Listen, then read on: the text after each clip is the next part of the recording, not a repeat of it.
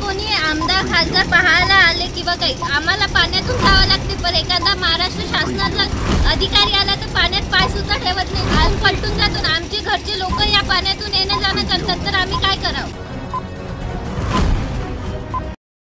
नमस्कार, MB news म्हणजे महाराष्ट्रातील बातमीपत्रामध्ये आपले स्वागत आहे. बातमी बघण्यापूर्वी आमच्या चॅनलला लाईक आणि सबस्क्राईब करायला विसरू नका.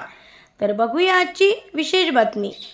अमरावती जिल्ह्याच्या पारडी गावालगत रेल्वे विभागाच्या वतीने अंडरपास रेल्वे पुलाचे गेल्या अनेक दिवसापासून काम सुरू आहे. परंतु गेल्या काही दिवसापासून होत असलेल्या मुसळधार पावसामुळे अमरावती तालुक्यात अनेक ठिकाणी पाण्यामुळे गावकऱ्यांना येण्या जाण्याचा मार्ग बंद झाला.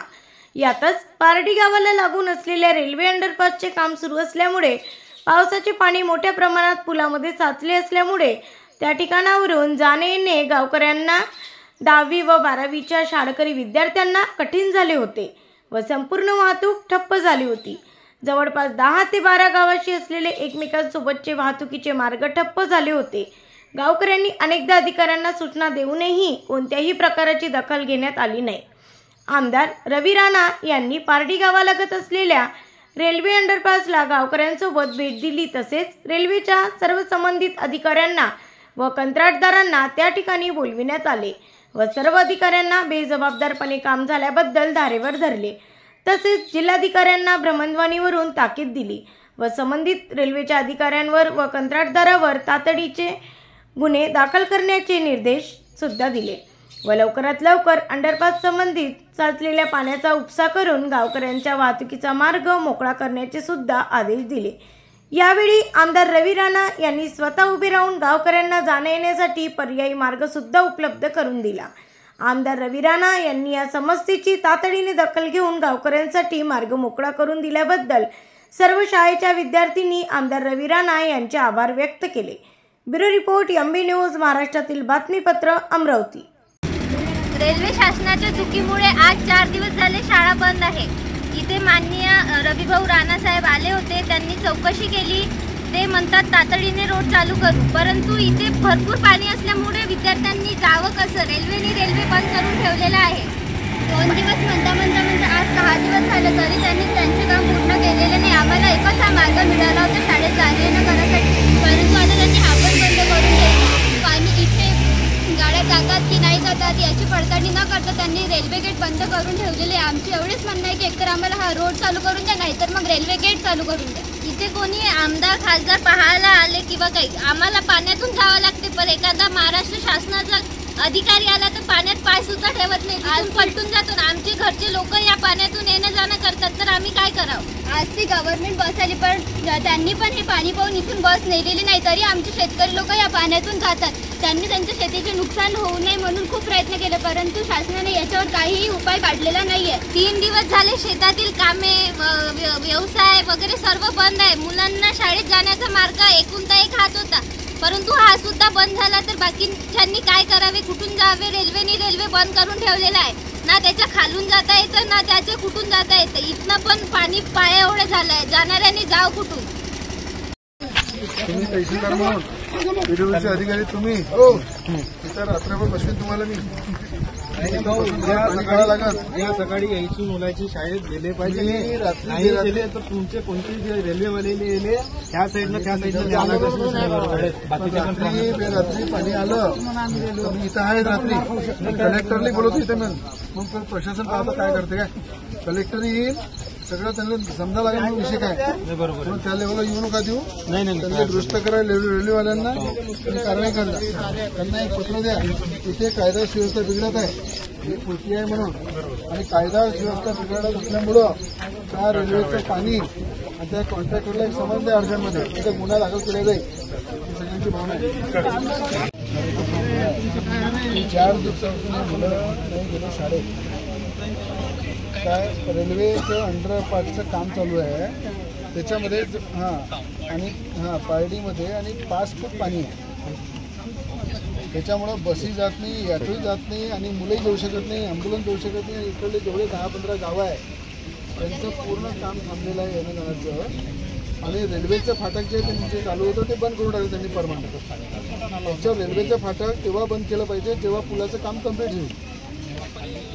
पर्याय व्यवस्था केली पाहिजे. पर्याय व्यवस्था रेल्वेने केली नाही. कलेक्टरची परवानगी घेतली नाही, तहसीलदारची परवानगी घेतली नाही, PWची परवानगी घेतली नाही, ग्रामपंचायतची परवानगी घेतली नाही आणि धडाधड ते काम चालू करून त्यांनी या परिस्थितीत ठेवलं आहे की 5 फूट आता पाणी येतं आणि 4 जण मुलं गेले.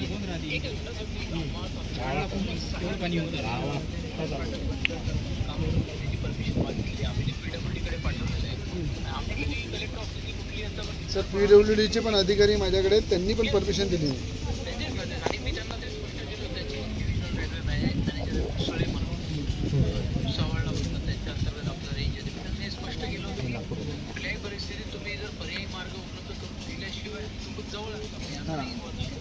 नाही रेल्वेचं जे फाटक आहे ना ते जसं चालू ठेवलं असताना हा मार्गाचं काम वेगळ्या दिशेने चालू आहे सध्या.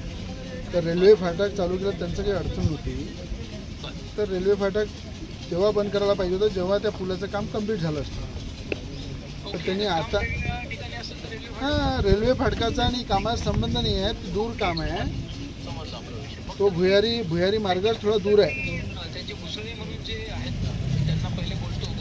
नाही भुसडे नाही काय करलं ना ते पांडे मॅडम है ना DRM तिला तुमच्या ते मैसेज सांगा लागन कि यहाँ पे 10-15 गांव का विद्रोह हुआ है, सब कलेक्टर ऑफिस में आके आंदोलन करने वाले.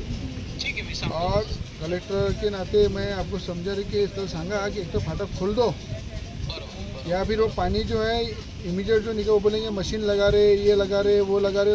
मशीननी काहीच फरक पडत नाही आहे, एवढं पाणी आहे. मी तिथे उभाच आहे. म्हणजे ह्या सगळ्या लोकांचं म्हणणं आहे की कलेक्टर ऑफिसला जाऊन तिथंच आम्ही धरणं आंदोलन करतो. म्हणजे ते करू नका, कलेक्टरही आपले आहे, सगळे काम होईल.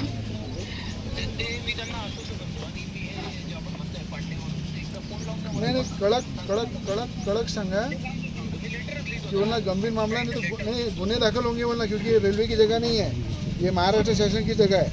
महाराष्ट्र शासनची जागा असल्यानंतर तुम्ही तिथे काम करताय. काम करताना लोकांना त्रासही होत आहे, शाळेतल्या ज्याच्या मुलांना त्रास होत आहे. जर ठेकेदार फक्त काम करायसाठी येत असाल पण लोकांची न पर्वा करता तर ठेकेदारही गुन्हा दाखल झाला पाहिजे आणि रेल्वेचा जोही अधिकारी आहे त्याच्यावरही गुन्हा दाखल झाला पाहिजे.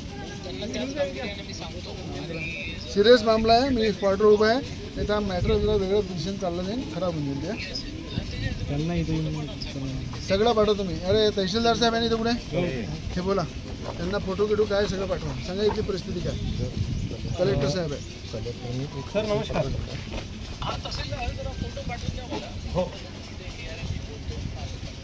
हो सर, येस सर. परिस्थिती कशी आहे सांगा ना, बोला ना.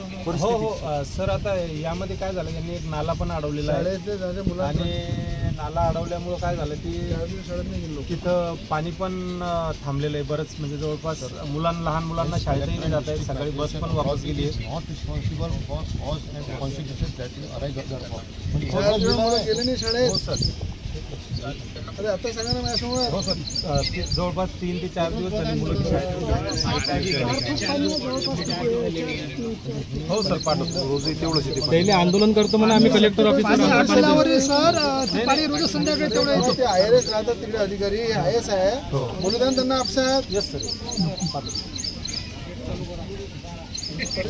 हो ना काय जबाबदार पुढे सर्व सविस्तर पंचनामा तयार करतो. अरे पंचनामा करा, फोटो काढा, पण फोनवर कमसे